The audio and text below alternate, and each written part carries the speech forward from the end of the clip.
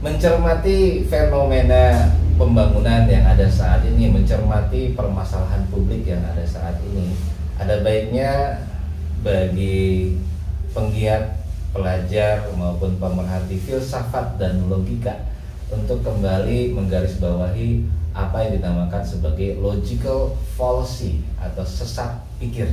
Nah, seringkali ini dianggap enteng, dianggap bukan sebuah permasalahan yang mungkin krusial, urgent untuk dibandingkan dengan aspek-aspek teknis lainnya.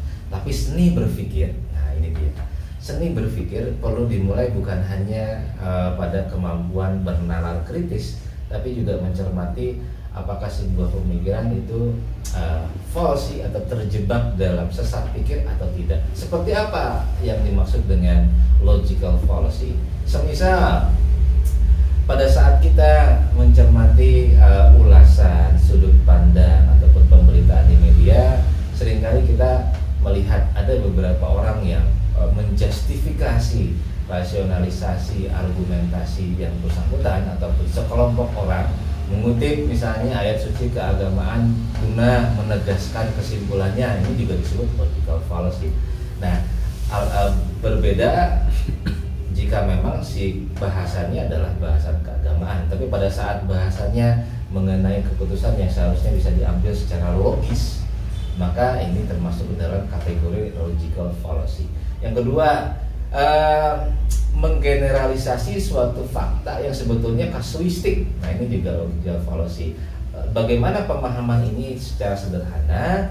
Ya, misalnya, oh ini terjadi sebuah infeksi penggunaan anggaran negara, semisal seperti itu. Nah, padahal kan penggunaan anggaran negara sifatnya kasuistik, tergantung kepada pagu mana yang kita bicarakan, tergantung kepada kajian kewilayahan mana yang menjadi basis rujukan anggaran negara, tergantung kepada permasalahan apa yang ingin diselesaikan oleh penggunaan anggaran negara. Lalu contoh lainnya, ini terjadi bencana yang menerpa nasional. Nah, ini juga generalisasi fakta yang sebetulnya kasuistik. Bencana di mana, kapan, sampai pada periode mana, mengapa, lalu kemudian menurut lensa pandang mana kita memandang situasi kewaspadaan bencana, semisal. Itu juga logical fallacy. Lalu kemudian menggunakan angka untuk menunjukkan atau membenarkan sesuatu yang mungkin secara umum belum diketahui detailnya. Ini juga logical fallacy. Semisal 90% masyarakat berkata masyarakat itu siapa? 90% dari misalnya ada 4 orang di sini, maka 3 orang bisa dikategorikan hampir 90%. Betul tidak? Nah, ini adalah juga logical fallacy.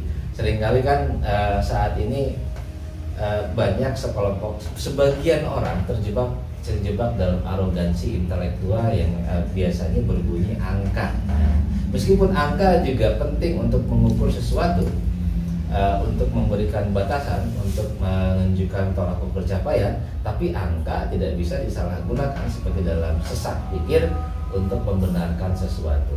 Nah, itu adalah prolog daripada logical fallacy. Saya akan lanjutkan dengan logical fallacy yang kedua di sesi berikutnya.